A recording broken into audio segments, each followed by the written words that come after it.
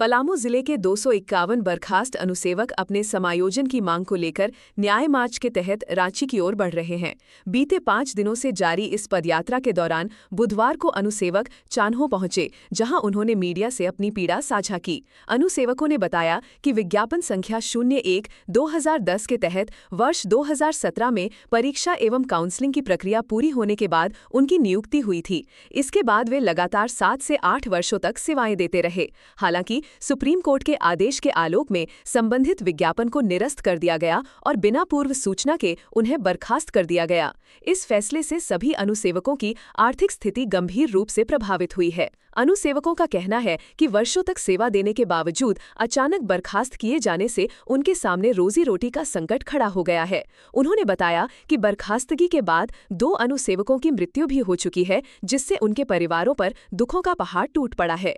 न्याय मार्च में शामिल अनुसेवकों ने सरकार से मांग की है कि सभी 251 बर्खास्त अनुसेवकों का एकमुश्त और बिना शर्त समायोजन किया जाए। साथ ही बर्खास्तगी के बाद मृत 2 अनुसेवकों के आश्रितों को अनुकंपा नियुक्ति देने तथा छत्तीसगढ़ सरकार की तर्ज पर कैबिनेट प्रस्ताव लाकर इस समस्या का स्थायी समाधान करने की मांग की गई है। इसके अलावा समायोजन की प्रक्रिया पूरी होने तक पलामू जिले में किसी भी नई नियुक्ति पर रोक लगाने की मांग भी उठाई गई है। अनुसेवकों ने बताया कि वे 6 से 7 दिनों की पदयात्रा कर रांची पहुंचेंगे और 8 जनवरी को माननीय मुख्यमंत्री झारखंड को अपना मांग पत्र सौंपेंगे। उन्होंने राज्य सरकार से मानवीय दृष्टिकोण अपनाते हुए जल्द से जल्द न्याय संगत निर्णय लेने की अपील की है। मामला तो बहुत जो है सर गंभीर है। हम लोगों के लिए बहुत ही दुखद घटना है कि हम लोग पलामू के 250 लोगों को एक साथ बर्खास्त कर दिया गया बिना कारण का। हमारी कोई गलती नहीं थी। हम जानते थे कि सरकार हमारी जो है हेमंत सरकार का है और हम ये भी नारा में सुने थे कि हेमंत है तो हिम्मत है,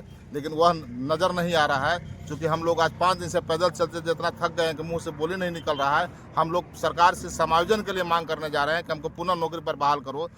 हमारी जो कोई गलती नहीं, हमारे बाल बच्चों डिप्रेशन में चले गए हैं, उनके खाने पीना लाले पड़ गए हैं और हमारी पढ़ाई लिखाई सब बाधित हो गया है। सरकार का विकास रुक जाएगा अगर हमारे बाल बच्चा किसी तरह से नहीं पढ़े तो। इसलिए हम सरकार से मांग करना चाहते हैं कि जो पूरे झारखंड में सभी जिलों में जो लोग नौकरी कर रहे हैं उनके साथ हमें भी नौकरी पर बहाल करो। क्योंकि झारखंड के सब जिला में चपरासी का इसी तरह से इसी नियम पर बहाल हुआ था, जो हमको भी उसी नियम से बहाल हुआ है। इसलिए हम मांग करते हैं कि अगर उन लोग नौकरी पर हैं तो हमको भी नौकरी पर रखा जाए, अन्यथा जो सरकार का न्याय है न्याय हमारे साथ हो। इसी न्याय मार्ग के पद यात्रा के द्वारा हम मुख्यमंत्री से आग्रह करना चाहते हैं कि हे हेमंत सरकार, आप हमको न्याय दो, आप हमको न्याय दो। क्या है कि 01/2010 में एक विज्ञापन निकली थी, उसमें हम लोगों ने फॉर्म अप्लाई किया और सरकार के कुछ कारण से मामला लंबित थी। 17 में एग्ज़ाम हुआ, हम लोग पास किए और हाई कोर्ट मामला गया, कोर्ट से भी क्लियर होके आया। उसके बाद हम लोग 18 में बहाल हुए। बहाल होने के बाद लगातार आज 8 सालों से सरकार के सेवा में हम लोग थे। अचानक फरवरी में 2025 में एक ही लेटर से हम लोग को बर्खास्त कर दिया गया। ना कुछ हम लोग से पूछा गया, ना बताया गया और काम से हम लोग को बर्खास्त कर दिया गया। आज हम लोग बेरोजगार हैं। 10 महीना से सरकार के पास अपील कर रहे हैं, लेटर के माध्यम से, आंदोलन के माध्यम से, धरना के माध्यम से। अभी तक हम लोग को कोई सुधि लेने वाले नहीं है। इसलिए हम लोग पैदल मार्च करते हुए 3 जनवरी को निकले हैं और माननीय मुख्यमंत्री से मिलने जा रहे हैं, अपने आग्रह करने जा रहे हैं कि हुजूर हम लोगों का रोजी रोटी लौटा दीजिए। बाल बच्चा आज पढ़ने लिखने, खाने पहनने ओढ़ने के लिए तरस रहे हैं।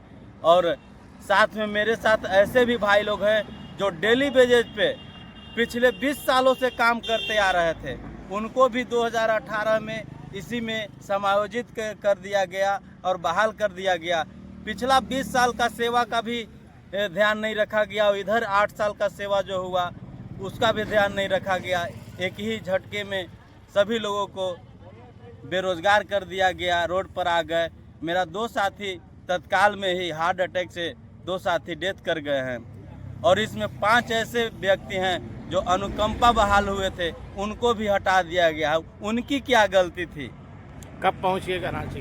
रांची हम लोग को 8 तारीख को पहुंचना है और माननीय मुख्यमंत्री जी से मिलकर अपनी गुहार लगाना है कि हुजूर आपके राजपाट में ऐसे ऐसे तनाशाह IAS IPS बैठे हुए हैं, पलामू में ऐसे DC बैठे हुए हैं कि बिना जाने समझे अचानक 251 आदमी का रोजी रोटी छीन कर और चले गए।